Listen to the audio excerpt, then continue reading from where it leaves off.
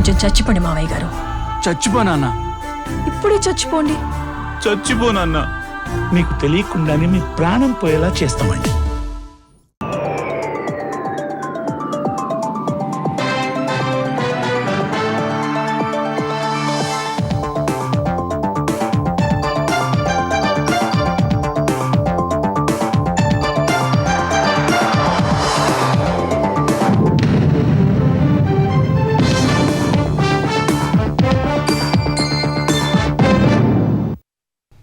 నమస్కారం, ఈటీవీ న్యూస్కు స్వాగతం. ముందుగా ముఖ్యాంశాలు.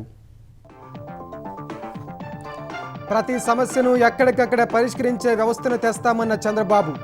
విశాఖ సదస్సు నిర్మాణాత్మకంగా జరుగుతుందని స్పష్టీకరణ.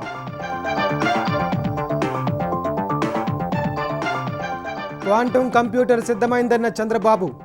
షిప్మెంట్ మాత్రమే మిగిలిందని వ్యాఖ్య. గడువులోపే అమరావతికి వస్తుందని విశ్వాసం.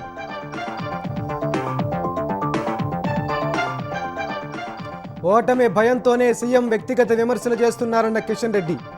బీజేపీ బీఆర్ఎస్ మధ్య సహకారం నడుస్తోందని నిరూపించాలని సవాల్. బీజేపీపై ఎదురుదాడికి దిగిన టీపీసీసీ. ఎన్నికల సంఘాన్ని ప్రభావితం చేస్తోందని ఆరోపణ. జూబ్లీహిల్స్లో దొంగ ఓట్లను చేర్చిందని ఆక్షేపణ. బీహార్లో మళ్లీ ఆర్జేడీ అధికారానికి వస్తే తుపాకుల రాజ్యం వస్తుందన్న మోదీ.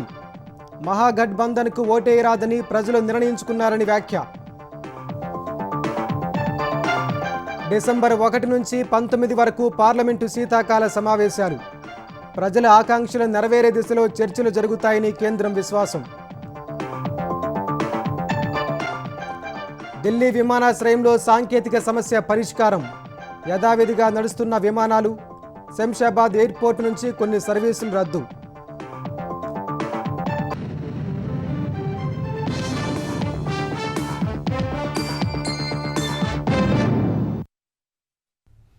ప్రతి సమస్య ఎక్కడికక్కడ పరిష్కారమయ్యే వ్యవస్థను ఏర్పాటు చేయటమే లక్ష్యంగా పనిచేస్తున్నట్లు ముఖ్యమంత్రి చంద్రబాబు తెలిపారు. ప్రతి ఉద్యోగిని అకౌంటబిలిటీ పరిధిలోకి తెచ్చి క్షేత్రస్థాయి వరకు బాధ్యతగా పనిచేసేలా చర్యలు తీసుకుంటామన్నారు.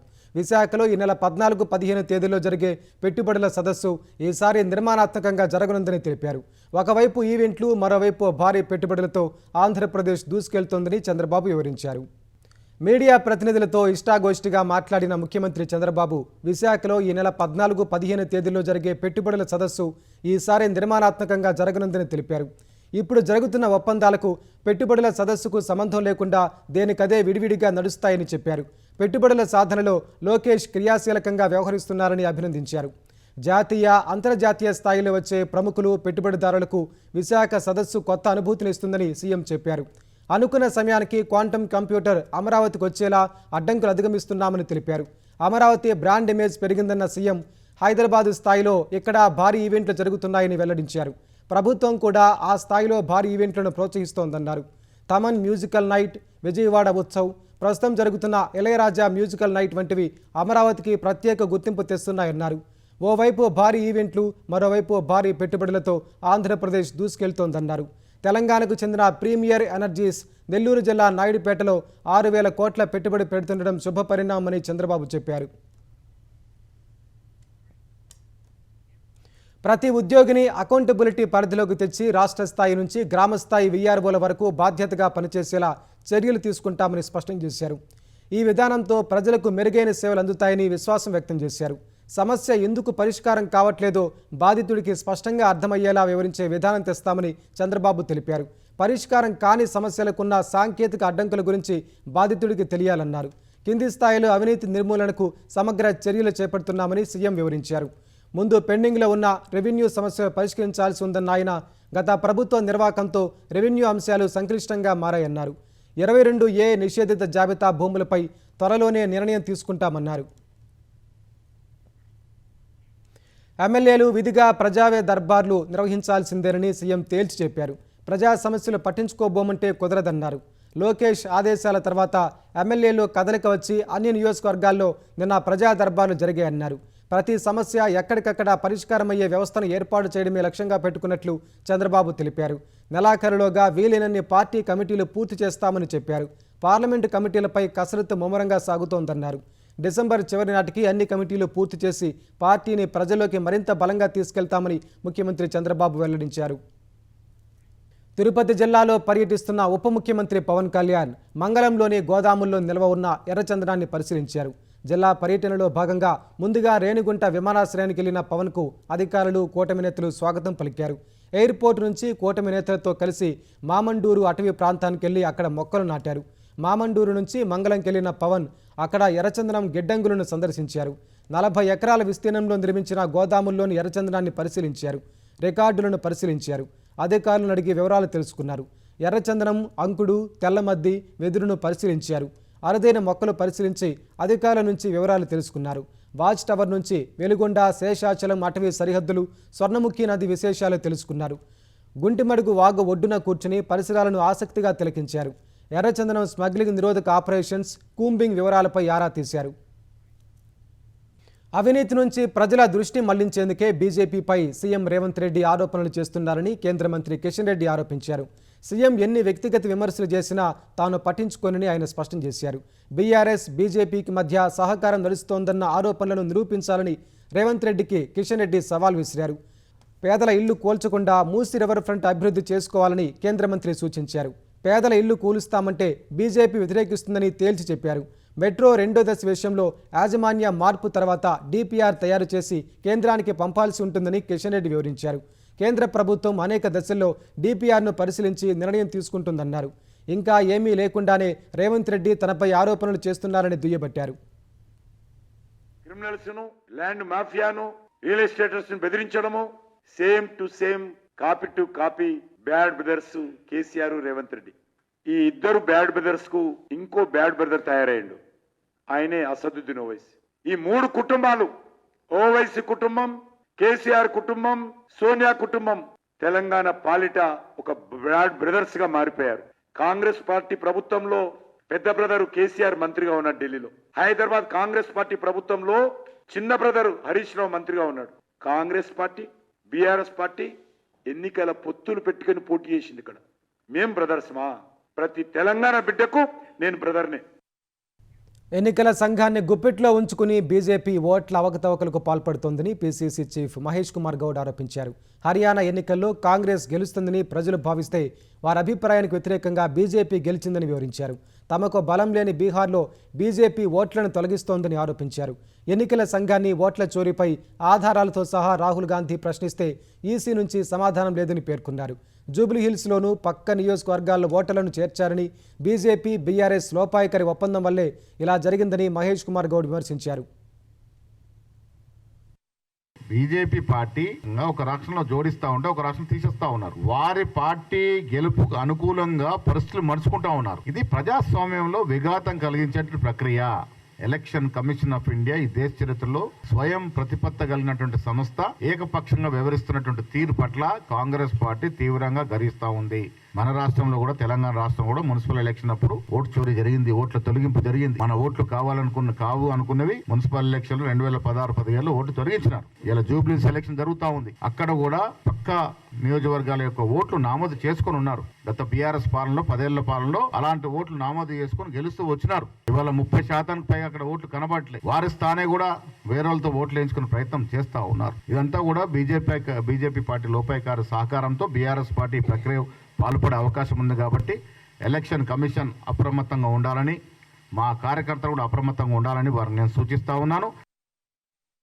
వందే భారత్, నమో భారత్, అమృత్ భారత్ వంటి రైళ్లు కొత్త తరం భారత రైల్వేలకు పునాది వేస్తున్నాయని ప్రధాని నరేంద్ర మోదీ అన్నారు. ప్రపంచవ్యాప్తంగా అభివృద్ధి చెందిన దేశాల ఆర్థిక వృద్ధిలో మౌలిక సదుపాయాలు ప్రధాన కారకంగా ఉన్నాయని తెలిపారు.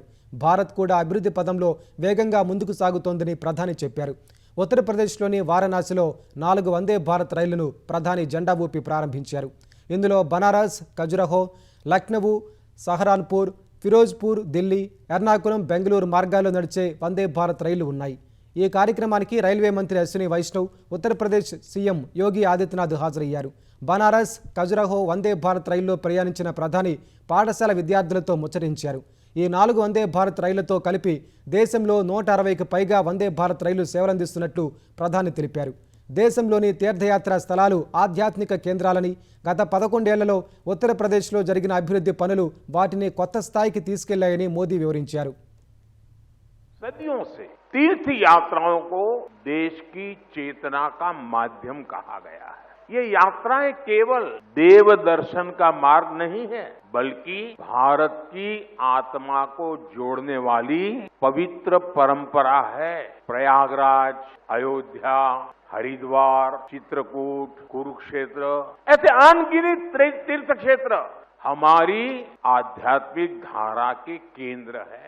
आज जब ये पावन धाम वंदे भारत के नेटवर्क से जुड़ रहे हैं तो एक तरह भारत की संस्कृति, आस्था और विकास की यात्रा को जोड़ने का भी काम हुआ है.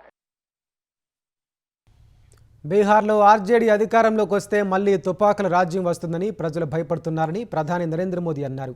అందుకే వారికి ఓటు వేయడం లేదని చెప్పారు. సీతామర్హిలో ఎన్నికల ప్రచారం చేసిన ప్రధాని ఆర్జేడీ కాంగ్రెస్పై తీవ్రస్థాయిలో విమర్శలు చేశారు. బీహార్ యువతకు విద్య, క్రీడా వంటి రంగాల్లో మెరుగైన సౌకర్యాలను ఎన్డీఏ సర్కార్ అందిస్తుందన్నారు. అందుకు విరుద్ధంగా యువతను రౌడీలు, దోపిడీదారులుగా మార్చాలని ఆర్జేడీ కోరుకుంటోందని ఆరోపించారు.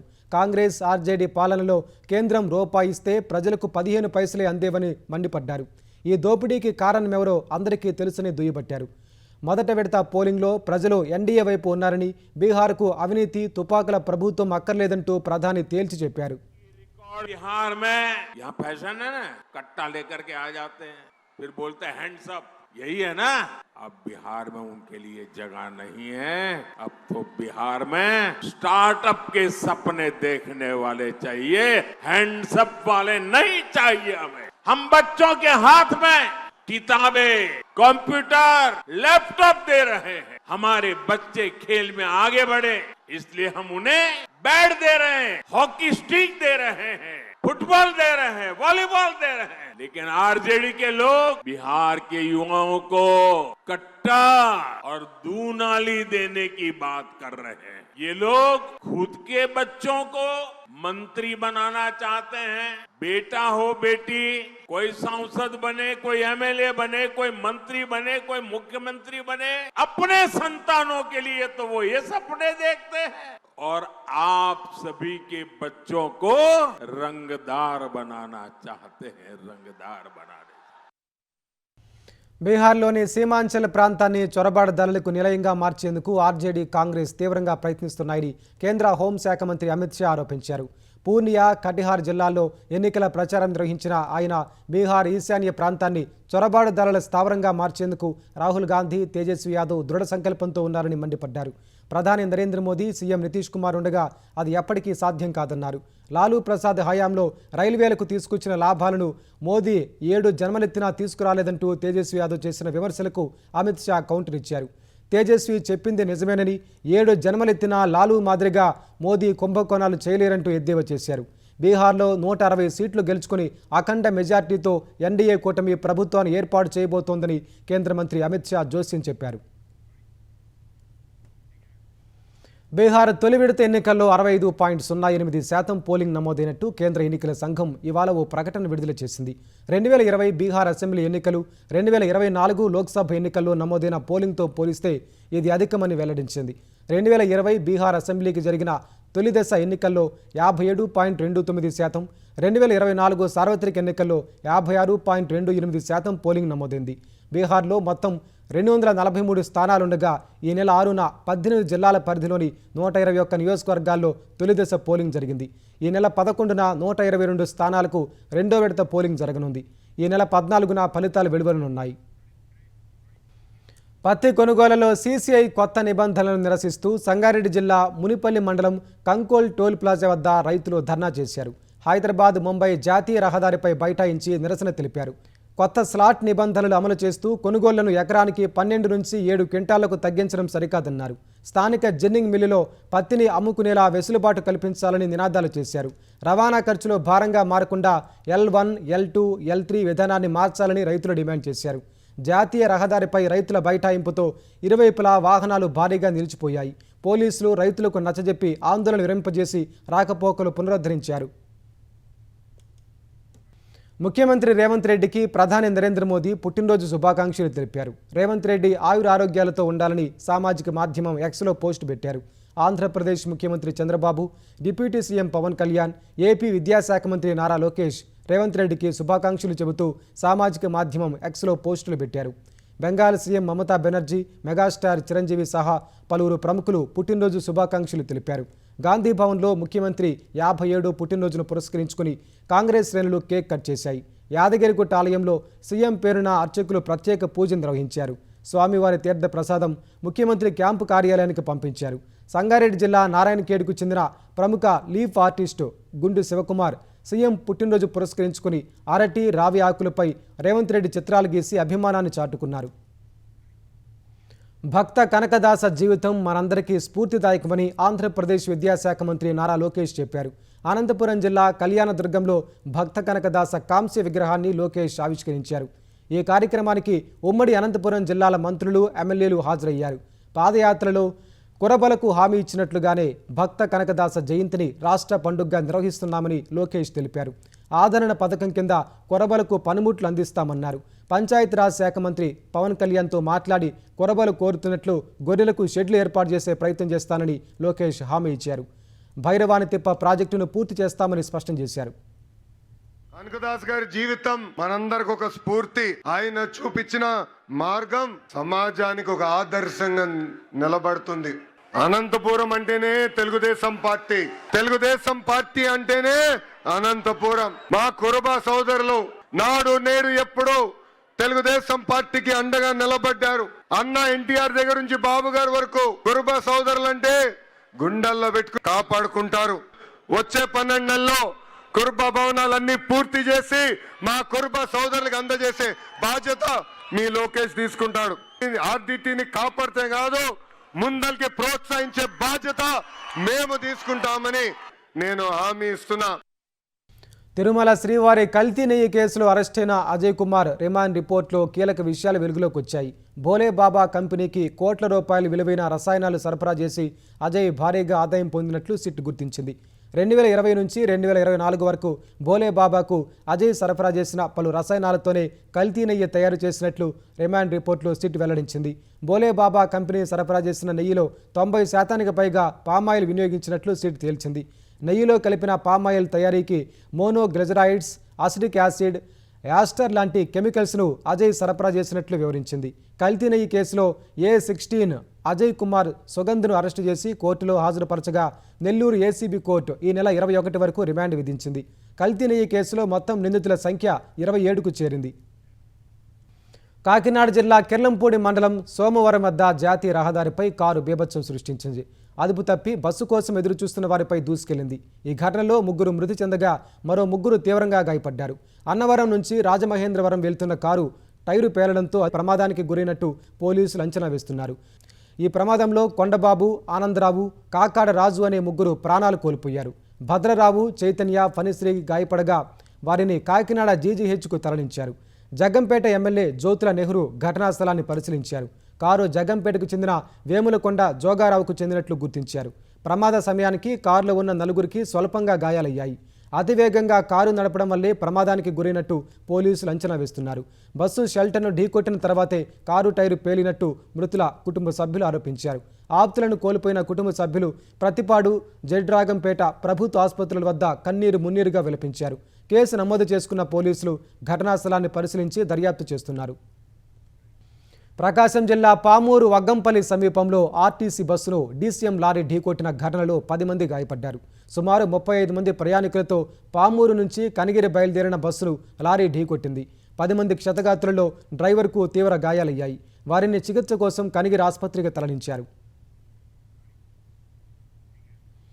బస్సులో అగ్ని ప్రమాదాలు జరిగినప్పుడు ప్రాణనష్టం నివారించేందుకు ఆటోమేటిక్ స్ప్రింక్లర్ సిస్టమ్ ఏర్పాటు చేయాలని ఆంధ్రప్రదేశ్ పరిశ్రమల శాఖ మంత్రి టీజీ భరత్ సూచించారు. మంటలను ఆర్పేందుకు అత్యాధునిక వ్యవస్థ లేకపోవడం వల్ల కర్నూలు వంటి ఘటనల్లో ప్రయాణికులు చనిపోతున్నారని ఆయన ఆవేదన వ్యక్తం చేశారు. ఈ విషయమై ఇప్పటికే ప్రధాని మోదీకి లేఖ రాశారని చెప్పారు. ఢిల్లీకి వెళ్ళినప్పుడు కేంద్ర మంత్రి నితిన్ గడ్కరీని కలిసి ఈ విషయాన్ని వివరిస్తానని టీజీ భరత్ తెలిపారు. కర్నూలు నుంచి విశాఖకు 3 ఏసీ ఇందిరా బస్సులను మంత్రి ప్రారంభించారు. కర్నూలుకు త్వరలో 50 ఎలక్ట్రిక్ బస్సులు రానున్నాయని టీజీ భరత్ చెప్పారు. ఆటోమేటిక్ స్ప్రింక్లర్స్ సిస్టము, ఏమన్నా ఫైర్ హజార్డ్ ఉందంటే CO2తో ఫాగ్ని రావడము, ఇవన్నీ కూడా ఆటోమైజ్డ్ చేయడంలో జస్ట్ 1.5 నుంచి 2 lakhs ఖర్చు అవుతుంది. సో ఇది ఆల్ ఇండియాలో ఇంప్లిమెంట్ చేయాలంటే సెంట్రల్ గవర్నమెంట్ లీడ్ తీసుకోవాలా.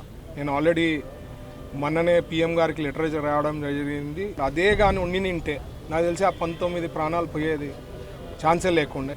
అన్నిట్లోకి తెచ్చేలాగా ఒక లా తెచ్చేసినారు అనుకోండి, ఎవరు వాళ్ళు గ్యారంటీ ఇంప్లిమెంట్ చేసేదాన్ని ఖచ్చితంగా తెస్తారని నేను ఆశిస్తున్నాను. ఎందుకంటే ఇక్కడ జరిగింది జస్ట్ ఒక 3-4 days బ్యాక్ కూడా నార్త్లో ఎక్కడో జరిగిందని చెప్పి విన్నాను నేను ఇన్సిడెంట్.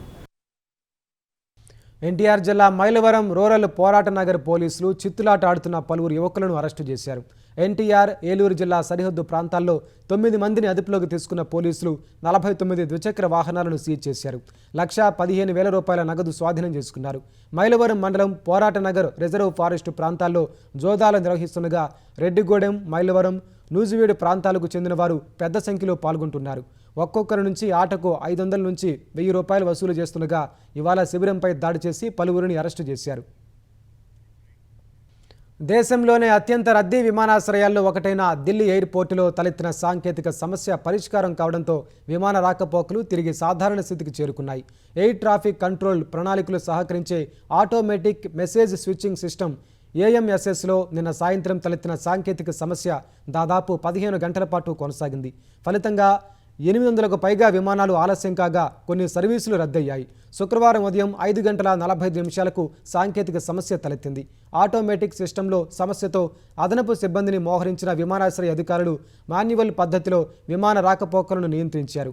AMSSలో సాంకేతిక సమస్యను పరిష్కరించినట్లు airports authority of India AAI శుక్రవారం రాత్రి 9 గంటలకు ప్రకటించింది. ఈ ఉదయం కూడా 200కు పైగా విమానాలు ఆలస్యమైనట్లు flightradar.com తెలిపింది. అయితే ఆలస్యానికి AMSSలో సాంకేతిక లోపం కారణమా మరో కారణమా వెల్లడించలేదు. సర్వీసులను సాధారణ స్థితికి తెస్తున్నట్లు ఇండిగో ఎయిర్లైన్స్ ఉదయం ప్రకటించింది. కొన్ని విమానాల రాకపోకల సమయాలను కొంత సర్దుబాటు చేసినట్లు పేర్కొంది. ఢిల్లీ విమానాశ్రయంలో సాంకేతిక సమస్యలపై దృష్టి సారించిన కేంద్ర మంత్రి రామ్మోహన్ నాయుడు నిన్న రాత్రి 7 గంటల నుంచి అర్ధరాత్రి వరకు ATCలో అధికారులతో సమీక్ష నిర్వహించారు. తన మాల్దీవుల పర్యటన కూడా రద్దు చేసుకున్నారు. ఢిల్లీ ఎయిర్పోర్టులో ఎయిర్ ట్రాఫిక్ కంట్రోల్ ప్రణాళికలకు సహకరించే ఆటోమేటిక్ మెసేజ్ స్విచ్చింగ్ సిస్టమ్ AMSSలో తలెత్తిన సమస్య హైదరాబాద్ రావాల్సిన విమానాల రాకపోకలపై ప్రభావం చూపింది. హైదరాబాద్ నుంచి ముంబై, ఢిల్లీ, శివమొగ్గ వెళ్లాల్సిన ఇండిగో విమానాలను రద్దు చేశారు. ఢిల్లీ నుంచి శంషాబాద్ విమానాశ్రయం రావాల్సిన విమాన సర్వీసులు రద్దయ్యాయి. గోవా బయలుదేరాల్సిన విమానం కూడా సాంకేతిక లోపం కారణంగా ఆలస్యంగా బయలుదేరింది. ఇక వియత్నాం ఎయిర్లైన్స్కు చెందిన ఓ విమానంలో సాంకేతిక సమస్య తలెత్తగా ఆ సర్వీసును రద్దు చేశారు. ఈ విమానం శుక్రవారం అర్ధరాత్రి 11:55 బయలుదేరాల్సి ఉండగా సాంకేతిక సమస్యతో తెల్లవారుజామున 4 గంటలకు బయలుదేరుతుందని ప్రకటించారు. ఈ మేరకు దాదాపు 200 మంది ప్రయాణికులు విమానాశ్రయంలోనే వేచి చూశారు. సాంకేతిక సమస్య పరిష్కారం కానందున మరో 2 గంటలు, తర్వాత మరో 4 గంటలు వాయిదా వేసిన అధికారులు చివరకు సర్వీసును రద్దు చేశారు. ఈ సాయంత్రం 8ంటికి మరో విమానం ఏర్పాటు చేస్తున్నట్టు ప్రకటించారు. ఈ పరిణామంపై ప్రయాణికులు ఆగ్రహం వ్యక్తం చేయగా వారికి విమానాశ్రయంలో సౌకర్యాలు కల్పించారు. ప్రయాణం రద్దు చేసుకునే వారికి టికెట్ ధర చెల్లించారు. అటు కౌలంపూర్ వెళ్లాల్సిన విమానం సాంకేతిక సమస్య కారణంగా దాదాపు 6 గంటలు ఆలస్యంగా వెళ్ళింది. పార్లమెంటు శీతాకాల సమావేశాలు డిసెంబర్ 1 నుంచి జరగనున్నాయి. డిసెంబర్ 1 నుంచి 19 వరకు పార్లమెంటు శీతాకాల సమావేశాల నిర్వహణకు రాష్ట్రపతి ద్రౌపది ముర్ము ఆమోదం తెలిపినట్టు పార్లమెంటరీ వ్యవహారాల శాఖ మంత్రి కిరణ్ రిజిజు తెలిపారు. ప్రజాస్వామ్యాన్ని బలోపేతం చేసేలా ప్రజల ఆకాంక్షలకు తగ్గట్టు పార్లమెంటు శీతాకాల సమావేశాలు నిర్మాణాత్మకంగా అర్థవంతంగా జరుగుతాయని ఆశిస్తున్నట్లు సామాజిక మాధ్యమం Xలో చేసిన పోస్టులో కేంద్ర మంత్రి తెలిపారు. జమ్మూ కాశ్మీర్లోని కుప్వాడాలో నియంత్రణ రేఖ వెంబడి చొరబాటు ప్రయత్నాన్ని సైన్యం భగ్నం చేసింది. ఈ క్రమంలో జరిగిన ఎదురుకాల్పుల్లో 2 ఉగ్రవాదులు హతమైనట్టు అధికారులు తెలిపారు. కుప్వాడాలోని కెరాన్ సెక్టార్లో ఉగ్రవాదులు చొరబాటుకు యత్నిస్తున్నట్టు శుక్రవారం నిఘా వర్గాల నుంచి సమాచారం అందింది. ముష్కర్లను అడ్డుకునేందుకు ఆపరేషన్ పింపుల్ కింద ఆర్మీకి చెందిన చినార్ కాప్స్ తనిఖీలు చేపట్టింది. ఈ క్రమంలో ఓ చోట ఉగ్రవాదులు ఎదురుపడి కాల్పులు జరిపారు. అప్రమత్తమైన సైనికులు ఎదురుకాల్పులు జరపగా 2 ముష్కరులు హతమయ్యారు. కెరాన్ సెక్టార్లో సెర్చ్ ఆపరేషన్ కొనసాగుతున్నట్టు అధికారులు తెలిపారు. భారతీయ అమెరికన్ వ్యాపారవేత్త వివేక్ రామస్వామి ఒహాయో గవర్నర్ ఎన్నికల్లో పోటీకి సిద్ధమయ్యారు. వచ్చే ఏడాది ఎన్నికలు జరగనుండగా ఆయనకు మద్దతుగా అమెరికా అధ్యక్షుడు డొనాల్డ్ ట్రంప్ ఓ పోస్టు పెట్టారు. వివేక్ రామస్వామి సంథింగ్ స్పెషల్ అంటూ ఆ పోస్టులో ప్రశంసించారు. The great of Ohio governor పదవికి వివేక్ రామస్వామి పోటీ చేస్తున్నారని, తనకు ఆ ప్రాంతమంటే చాలా ఇష్టమన్నారు. వివేక్ తనకు బాగా తెలుసని, అధ్యక్ష ఎన్నికల్లో తనతో పోటీకి సిద్ధమైనట్లు చెప్పారు. యువకుడైన వివేక్ తెలివైనవాడు, చాలా మంచి వ్యక్తి అని ట్రంప్ కొనియాడారు. అతనికి అమెరికా అంటే ఇష్టమని, ఒహాయో తదుపరి గవర్నర్గా ఆ ప్రాంత ఆర్థిక అభివృద్ధికి వివేక్ కృషి చేస్తారని తనకు పూర్తి విశ్వాసం ఉందని ట్రంప్ పేర్కొన్నారు. ముఖ్యాంశాలు మరోసారి. ప్రతి సమస్యను ఎక్కడికక్కడ పరిష్కరించే వ్యవస్థను తెస్తామన్న చంద్రబాబు. విశాఖ సదస్సు నిర్మాణాత్మకంగా జరుగుతుందని స్పష్టీకరణ.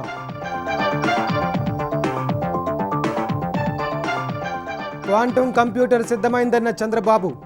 షిప్మెంట్ మాత్రమే మిగిలిందని వ్యాఖ్య. గడువులోపే అమరావతికి వస్తుందని విశ్వాసం.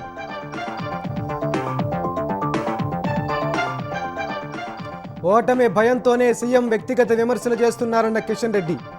బీజేపీ బీఆర్ఎస్ మధ్య సహకారం నడుస్తోందని నిరూపించాలని సవాల్. బీజేపీపై ఎదురుదాడికి దిగిన టీపీసీసీ. ఎన్నికల సంఘాన్ని ప్రభావితం చేస్తోందని ఆరోపణ. జూబ్లీహిల్స్లో దొంగ ఓట్లను చేర్చిందని ఆక్షేపణ. బీహార్లో మళ్లీ ఆర్జేడీ అధికారానికి వస్తే తుపాకుల రాజ్యం వస్తుందన్న మోదీ. మహాగఠబంధన్కు ఓటేయరాదని ప్రజలు నిర్ణయించుకున్నారని వ్యాఖ్య. డిసెంబర్ 1 నుంచి 19 వరకు పార్లమెంటు శీతాకాల సమావేశాలు. ప్రజల ఆకాంక్షలు నెరవేరే దిశలో చర్చలు జరుగుతాయని కేంద్రం విశ్వాసం. ఢిల్లీ విమానాశ్రయంలో సాంకేతిక సమస్య పరిష్కారం. యథావిధిగా నడుస్తున్న విమానాలు. శంషాబాద్ ఎయిర్పోర్ట్ నుంచి కొన్ని సర్వీసులు రద్దు.